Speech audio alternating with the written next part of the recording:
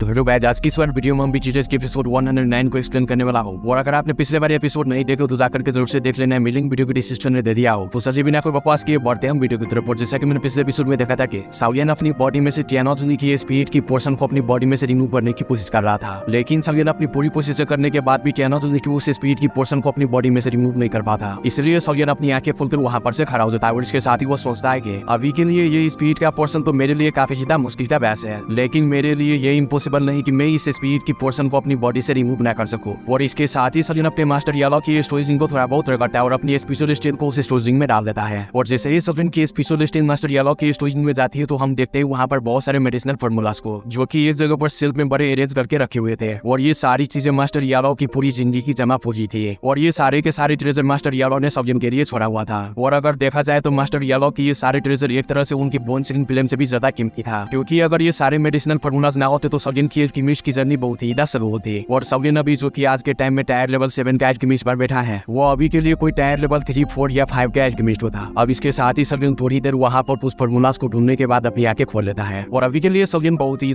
खुश था, जैसे कि मानो उसे कुछ मिल गया हो। और फिर हम देखते हैं सावियन के हाथों में एक ब्लैक कलर की स्कॉर्पियो जो कि सोल क्लीनिंग पिल की मेडिसिनल फार्मूला थी। और अगर कोई भी इस मेडिसिनल फार्मूला से बने हुए पिल को खा लेता है तो उसके बॉडी में किसी भी दूसरे की स्पेशल स्ट्रेन जो कि बची हो उसको रिमूव कर सकता था इजीली। और इवन के इस मेडिसिनल फार्मूला से बने हुए पिल से किसी की भी स्पीड को बहुत ही अच्छे से नोटिस भी कर सकता था। और इस पिल को बनाने के लिए जो मेडिसिनल इंग्रेडिएंट्स चाहिए थे वो थी बॉडी क्लेंजिंग ग्रास, और दूसरा था ice fire soul merger food, और तीसरा था वाटर स्पीड लोटस सीड। अब ये सारी चीजें रीड करने के बाद सावियन कहता है कि मैं इस टायर लेवल 6 की मेडिसिनल पिल को इजीली बना तो दूंगा, लेकिन इस मेडिसिनल पिल को बनाने के लिए जो मेडिसिनल इंग्रेडिएंट्स चाहिए बहुत ही ज्यादा रेयर है। और अगर मैंने थोड़ी बहुत रिसर्च की तो ये भी मुझे मिल ही जाएंगे। और अभी के लिए ये जो मेरी बॉडी में रिमेनिंग स्पिरिचुअल स्ट्रेन थे उन्होंने मेरे बॉडी में कोई प्रॉब्लम तो नहीं किया। और इससे मुझे लगता है कि इस स्पिरिचुअल इंग्रेडिएंट को मेरी बॉडी में ऐड करने के लिए बहुत ही ज्यादा टाइम है। अब तक मैं इस फार्मूले का यूज करके मेडिसिनल पिल को बना लूंगा। और ये कहकर सावियन उस ब्लैक स्क्रोल को अपने स्टोरेज में रख लेता है। और फिर इसके साथ ही वो अपने स्टोरेज में से लाइटनिंग के 4 स्क्रोल को बाहर निकाल लेता है, जिस पर की ब्लड की विंग्स बनी हुई थी। और ये चारों के स्क्रोल और किसी की नहीं बल्कि व्हील लाइटनिंग नथन पॉइजन के उन्हीं 4 एल्डर की थी जिनसे की सावियन सीना था। और ये चारों के चारों स्क्रोल 3000 लाइटनिंग यूजनरी बॉडी की स्क्रोल थी। अब सावियन अपने स्टोरेज में से अपने आर्टिमन पॉपिट को बाहर निकालता है और उन चारों के स्क्रोल को एक एक करके सावियन अपने आर्टिमन पॉपिट की तरफ फेंकता है और अपने आर्टिमन पॉपिट को ऑर्डर करता है कि इन सारे के स्क्रोल को खोलो। और आर्टिमन पॉपिट जैसे जैसे उन स्क्रोल को खोलता है तो वहां पर बड़े बड़े ब्लास्ट होते हैं, जिससे आर्टिमन पॉपिट बार बार एक रॉक की दीवार से जाकर टकरा रहा था। और इधर ये सब देखकर सावियन कहता है कि ये व्हील लाइटनिंग नथन पॉइजन के लोग बहुत ही हरामी है, जिन्होंने की स्क्रोल में इसला बारूद डाला हुआ है जिससे की एक्सप्लोजन हो रहा है। अब उन सारी स्क्रोल में से एक्सप्लोजन खत्म होने के बाद सावियन एक स्क्रोल को खोलकर उनमें अपनी सारी स्पेशल स्टेन को डाल देता है। और पहले की तरह ही सावियन उन स्क्रोल में से सारी की लाइटनिंग बोल्ट्स को खत्म करता है। और जैसे ही सावियन उन सभी के लाइटनिंग बोल्ट्स को खत्म करता है तो वहां पर भी एक लाइटनिंग के पोल सावियन के सामने अपीयर हो जाता है। और फिर इसके साथ ही सावियन दूसरे स्क्रोल में भी ऐसे ही करता है और तीसरे स्क्रोल में भी अपनी सारी स्पेशल स्टेन को डालकर ऐसे ही करता है। और उस स्क्रोल में भी बहुत सारे लाइटनिंग के बोल्ट्स होते हैं जिसको कि सावियन पूरी तरीके से खत्म कर देता है। और जैसे ही सावियन उन सभी के लाइटनिंग बोल्ट्स को खत्म करता है तो वहां पर भी एक लाइटनिंग की पोल अपीयर होता है और उस पोल में से जो लाइटनिंग बोल्ट निकल रही थी उसको भी सावियन पूरी तरीके से खत्म कर देता है। और अभी जैसे ही सावियन ने उन चारों के स्क्रोल में अपनी स्पेशल स्टेन के द्वारा एंटर हुआ था और उन स्क्रोल में से सभी के लाइटनिंग बोल्ट्स को खत्म किया था तो उस पोल के ऊपर बहुत सारे वर्ड्स अपीयर हुए थे जिनको कि सावियन रीड करके ऑब्जर्व कर लिया था। और फिर सावियन उन स्क्रोल में से अपनी स्पेशल स्टेन को बाहर निकाल कर अपनी आंखें बंद करके अपनी माइंड में उन स्क्रोल में से रीड की हुई वर्ड्स को अरेंज करना स्टार्ट कर देते हैं। और इसके साथ ही वो अपने दिल में सोचता है कि इन चारों के स्क्रोल को पा लेने के बाद मुझे लगता है कि मैंने इस 3000 लाइटनिंग यूजनरी बॉडी को कंप्लीट तो कर लिया है, लेकिन अभी भी पता नहीं किसी अननोन रीजन की वजह से इस 3000 लाइटनिंग यूजनरी बॉडी के कंप्लीट मेथड को अरेंज ही नहीं कर पा रहा। लगता है कि मुझे इसे अरेंज करके ट्रेनिंग मेथड में चेंज करने के लिए किसी की जरूरत पड़ेगी। और अभी के लिए मुझे नहीं पता कि ये की है क्या चीज, हो सकता है कि व्हील लाइटनिंग नथन पॉइजन के लोगों को ही पता हो। अब ये सब कहकर सावियन बहुत ही गुस्से में कहता है कि डैम थिंग, ये बहुत ही नाइंसाफी है मेरे साथ। मैंने इतनी ज्यादा मेहनत की और इतने सारे लोगों को ढोलकी की तरह बजाया, लेकिन एंड पर मुझे डी क्लास हाई लेवल की दाव स्किल ही मिली, लेकिन वो भी अभी के लिए इनकम्प्लीट। वैसे तो वो है कंप्लीट, लेकिन उसकी की मुझे अभी तक नहीं मिली। ये सच में मेरे लिए किसी टॉर्चर से कम नहीं, मगर बात जो भी हुई मेरे लिए काफी ज्यादा ट्रबल समय है। और अगर आने वाले टाइम में मैं 3000 बर्निंग फिल्म को हासिल कर लूंगा जो कि एक हेवेनली फिल्म है, तो तब के टाइम में फिर उसको हासिल करने के बाद मैं विंड लाइटनिंग नथन पवेलियन पर अटैक कर दूंगा और फिर उसको मजबूर करूंगा कि इस 3000 लाइटनिंग यूजनरी बॉडी की कंप्लीट मेथड को मेरे हाथों में रख दे। और फिर इसके साथ ही सावियन कहता है कि बात जो भी हो अभी के लिए मेरे हाथों में कोई दूसरी हेवेनली फिल्म तो नहीं है, इसलिए बेहतर यही होगा कि मैं यहाँ से चला जाऊँ, क्योंकि मैंने विंड लाइटनिंग नथन पवेलियन को काफी ज्यादा गुस्सा दिला दिया होगा और वो मेरा पीछा भी करेंगे। इसलिए मुझे इस सेंट्रल पेन के नॉर्थन रीजन को जल्द से जल्द छोड़ना होगा। और तो और मुझे पील के दिन कंपटीशन से पहले अपने दोगन क्लास से दोजों क्लास का ब्रेकथ्रू भी करना होगा। और अब ये सब कहकर सावियन उस केव में से खड़ा हो जाता है और फिर वो अपने आर्टिमन पॉपिट को अपने स्टोरेज में वापस से रख लेता है और उस केव में से निकलकर हवा में उड़ना स्टार्ट कर देते हैं। और वो एक सिटी में पहुंच जाता है जिसका की नाम बोन ट्रांसफॉर्मिंग सिटी था। और ये टियानबाई सिटी से काफी ज्यादा दूर था और ये बोन ट्रांसफॉर्मिंग सिटी ये विल नाइटिंग नॉर्थर्न पवेलियन की इन्फ्लुएंस से काफी ज्यादा बाहर था। और इस बोन ट्रांसफॉर्मिंग सिटी में एक बहुत ही ज्यादा मशहूर क्लैन था जिसका की नाम बोन ट्रांसफॉर्मिंग गियर था और उस क्लैन का जो लीडर था वो वाटर एफएनडी को प्रैक्टिस करने वाला प्रैक्टिशनर था। और ये bone transforming gear bone transforming city का ओवरलॉर्ड क्लैन था। अब इधर हम देखते हैं सगिन को जो कि उस सिटी में से एक मैप को खरीद लेता है जो कि सेंट्रल पेन के नॉर्थर्न रीजन का था, क्योंकि सगिन को समझ नहीं थी यार इन सारी नई जगहों की, इसलिए उसने मैप को खरीदा ताकि उसे रास्तों का पता चल सके। और जैसा कि आप लोगों को तो पता है कि सगिन को टियानोजुनी के इस फीचर इम्प्रिंट को अपनी बॉडी में से रिमूव करने के लिए सोल फ्लेजिंग पिल भी बनानी थी। तो सगिन इस पिल को बनाने के लिए जो मेडिसिनल इंग्रेडिएंट्स चाहिए थे वो इस सिटी में ढूंढकर खरीदना चाहता था और काफी सारी और भी इन्फॉर्मेशन थी जो सगिन यहाँ से लेना चाहता था। अब सगिन वहाँ एक दुकान से 30,000 गोल्ड में सेंट्रल पेन के नॉर्थर्न रीजन का मैप खरीदने के बाद वहाँ से जाने लगता है और वो अभी अपने दिल में सोच रहा था कि इस बुढ़े ने मुझे ठगी लिया। लेकिन तभी वो बुढ़ा सगिन को आवाज लगाता है जो कि सगिन से सेंट्रल पेन के नॉर्थर्न रीजन का मैप बेचा था,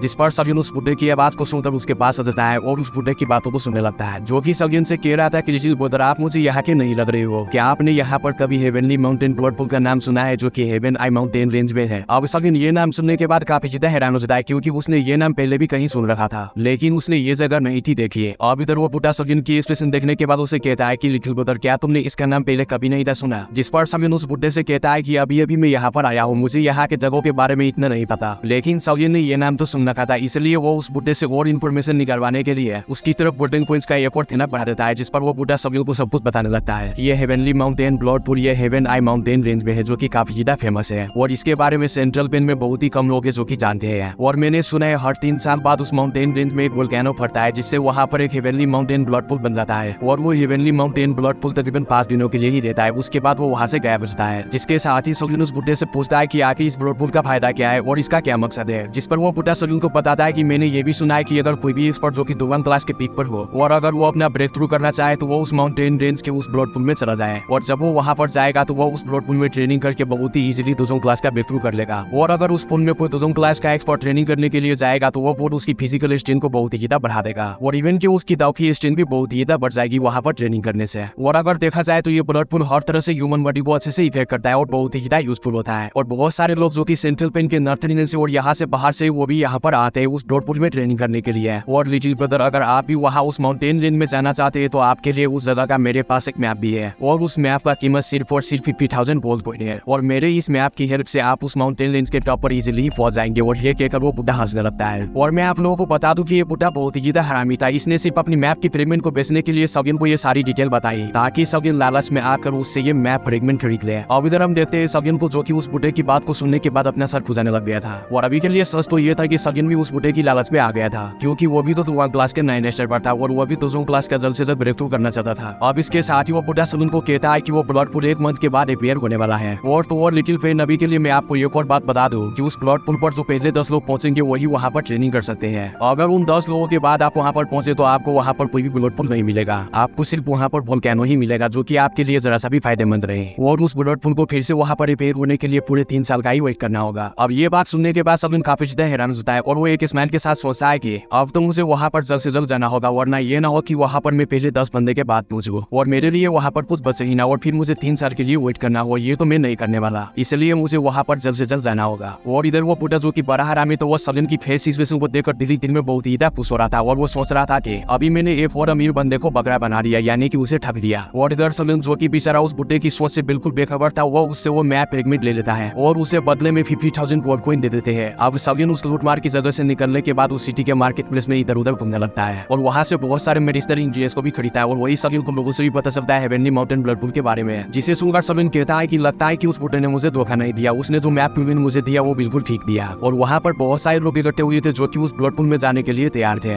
इसलिए सगिन अपने दिन में सोचता है कि मुझे जितना जल्दी हो सके मुझे हेवन आई माउंटेन रेंज की तरफ निकलना होगा। अब सगिन ये कहने के बाद वहाँ किसी जगह पर एक रात गुजारने के बाद दूसरे दिन एक होटल में जाकर बैठ जाता है और वहाँ पर चाय पीते हुए सगिन वहाँ उस होटल में बैठे हुए सभी के लोगों की बातें सुनने लगता है जो कि कह रहे थे कि विंड लाइटिंग नॉर्थर्न पवेलियन और 10,000 स्वाट पवेलियन के काफी सारे कोरी लाइट डिसाइबर भी इस चीज में हिस्सा ले रहे हैं और वो भी उस हेवनली माउंटेन ब्लडपुल की तरफ जाएंगे और उसे टारगेट करेंगे। डैम इट, हम इस तरह की प्रैक्टिशनर्स को कैसे हराएंगे और इनके वहाँ पर पार्टिसिपेट करने की वजह से वहाँ पर जो ट्रांसपोर्ट है वो भी खत्म हो जाएंगे। जिसके साथ ही वही एक दूसरा बंदा कहता है कि अगर इतनी स्ट्रॉन्ग पर्सन इस चीज में हिस्सा लेना चाहती है और उनकी नजर हेवनली माउंटेन ब्लडपुल पर है तो फिर हमें पीछे हट जाना चाहिए क्योंकि ये ना हो कि हम मुश्किल में पड़ जाए। अब सगिन भी ये बात सुनकर बहुत ही ज्यादा थोड़ा जाता है कि ये विंड लाइटिंग नॉर्थर्न पवेलियन के लोग यहाँ पर भी आ गया क्योंकि सगिन का टकराव उनमें से किसी भी कोरी लाइट डिसेबल के साथ हो गया तो विंड लाइटिंग नॉर्थर्न पवेलियन के लोग उसे पहचान लेंगे और तब के टाइम हो सकता है कि सलियन के लिए कोई ना कोई प्रॉब्लम हो जाए। अब इसके साथ ही वही एक बुढ़ा सभी से कहता है कि इन सेंट्रल पिन में जो 4 पवेलियन है जिनमें will lighting northern pavilion, bowling star pavilion, yellow spring pavilion और 10,000 सौर पवेलियन, इन सभी के डिसाइपल अपनी अपनी पवेलियन की स्ट्रेंथ को बढ़ाने के लिए हर मुमकिन कोशिश कर रहा है ताकि एक दूसरे से आगे जा सके। और फिर इसके साथ ही वो बुढ़ा कहता है कि मैंने सुना है कि विल लाइटिंग पवेलियन में एक बहुत ही टैलेंटेड स्टूडेंट है जिसका कि नाम मिस फैंग है और उसकी स्ट्रेंथ भी बहुत ही फ्राइटनिंग है। और मैंने ये भी सुना है कि वो आने वाले टाइम में इस पवेलियन की हेयर भी होने वाली है। और अगर बात की जाए 10,000 स्वाट पवेलियन की तो उनका भी एक कोर डिसाइपल है जिनका कि नाम त्यानिंग है, वो भी बहुत ही आउटस्टैंडिंग डिसाइपल है उनका। और उसके पास एक स्काई फाउंटेन स्वाड है जिसको कि वो बहुत ही मिस्टीरियसली यूज करता है। और उसके स्वाड की बहुत सारी स्किलफुल टेक्निक्स भी है जिनके ऊपर से काफी सारे वंडर जनरेशन के एक्सपर्ट्स भी हार चुके हैं। और अभी के लिए मिस फैंग और त्यानिंग को सेंट्रल पेन के नॉर्थन रीजन के यंगर जनरेशन के टॉप के एक्सपर्ट्स माने जाते हैं। और अभी के लिए मैं बहुत ही हैरान हुआ, अगर आने वाले टाइम में वो दोनों वहां पर मिलेंगे तो उन दोनों के बीच जो फाइट होगी उसमें कौन जीतेगा ये सब जानने के लिए मैं बहुत ही क्यूरियस हूँ। अब ये सब सुनने के बाद वहाँ पर एक बंदा जिसके की फेस पर एक स्कार था वो हंसते हुए कहता है कि अभी के लिए ये दोनों मिस फैंग और त्यानिंग ये है तो बहुत ही स्ट्रॉन्ग, लेकिन ये दोनों जितने भी ज्यादा स्ट्रॉन्ग क्यों ना हो जाए, लेकिन वो दोनों उस लड़के से इंफीरियर ही नहीं है जो कि अभी कुछ दिनों पहले ही सेंट्रल पेन के नॉर्थन रीजन में अपीयर हुआ है जिसका की नाम साउदियन है। अब ये नाम सुनने के बाद वहाँ पर के सभी के लोग पूरी तरीके से हैरान होते हैं और वो सभी कहते हैं कि साउदियन, ये लड़का साउदियन वही तो नहीं जिसने की विल लाइटिंग नॉर्थन पवेलियन के एलर्ट चैनल को किल कर दिया। और उसने विल लाइटिंग नॉर्थन पवेलियन की बाकी के 3 एलर्ट्स की बनाई हुई 9 एवरली लाइटिंग प्रिजन फॉर्मेशन को अकेले ही तोड़ दिया। जिस पर वही दूसरा बंदा हंसते हुए कहता है कि तुम जो बोल रहे हो वो बिल्कुल ठीक है। वो लोग जो कि चेन्नई सिटी में वो बड़ी बैटल नहीं देखी वो बहुत ही ज्यादा डैम इंटरेस्टिंग थी, लेकिन उसने इतनी टेरिफाइंग स्ट्रेंथ का वहां पर प्रदर्शन किया कि सभी के लोगों की फटकर हाथ में आ गई थी। और उसने अपनी स्ट्रेंथ के बलबूते पर दुजुन क्लास के 3 एलर्ट्स को 10 पोटी भगा दिया और विल लाइटिंग नॉर्थन पवेलियन के एक एलर्ट चैनल को भी किल कर दिया। और उसने वोंग क्लैन के एंसेस्टर जो कि दुजुन क्लास के 5 स्टार पर था उसको भी वहां पर किल कर दिया। तो ये मिस फैंग और त्यानिंग होते पोने की तुम लोग इन दोनों को उस लड़के साउदियन से कंपेयर करो। अभी तो मैं तुम्हें छोड़ रहा हूँ क्योंकि ये वीडियो खत्म हो गया है, वरना मैं तुम्हें मार कर कुत्ता बना देता। तुमने साउदियन के बारे में ऐसा कैसे बोला? चलो खैर कोई नहीं, कभी कभार गलती हो जाता है। अब गलती कर ही दी तो जाकर के चैनल को सब्सक्राइब करो और वीडियो यहाँ तक देखे तो वीडियो को भी लाइक कर देना। और गाइस वीडियो इतने दिनों से अपलोड ना करने के लिए सॉरी, क्योंकि चैनल पर 2 कॉपीराइट स्ट्राइक लगे हुए हैं, जिनमें से एक कॉपीराइट स्ट्राइक तो पहले ही लगा हुआ था और दूसरा कॉपीराइट स्ट्राइक 100 के सब्सक्राइबर कंप्लीट होने के बाद लगा है, इसलिए मैं वीडियो अपलोड नहीं कर रहा था। और मैंने न्यू चैनल का लिंक वीडियो के डिस्क्रिप्शन में दे दिया है, जाकर के उस वाले चैनल को भी सब्सक्राइब करो और जल्द से जल्द 30 के सब्सक्राइबर कंप्लीट करवा दो। और कुछ दिनों के बाद उस वाले चैनल पर भी वीडियो आना स्टार्ट हो जाएंगे जो कि आप लोगों की रिकमेंडेड टॉपिक पर वीडियो बनाकर उस वाले चैनल पर अपलोड करूंगा। मतलब कि आप लोग BTTS के जिस टॉपिक पर वीडियो बनाने के लिए कहोगे उस टॉपिक पर वीडियो बनाऊंगा, जैसे कि क्वीन मेदुसा और साउदियन की लव स्टोरी और लिटिल फेरी डॉक्टर और साउदियन की 18+ वाली स्टोरी और साथ ही साथ एक सिंगर और साउदियन की लव स्टोरी और भी बहुत सारे टॉपिक पर वीडियो लाऊंगा उस वाले चैनल पर। और अगर आप लोग चाहते हो इस तरह की टॉपिक पर मैं वीडियो लाऊं तो उस वाले चैनल पर जल्द से जल्द 30 के सब्सक्राइबर कंप्लीट करवा दो, फिर मैं उस वाले चैनल पर वीडियो अपलोड करना स्टार्ट कर दूंगा। वो चलिए मिलते हैं हम अगले वाले एपिसोड में अगले एक्सपेंशन के साथ में, तब तक के लिए शो खाओ भी और मस्त हो।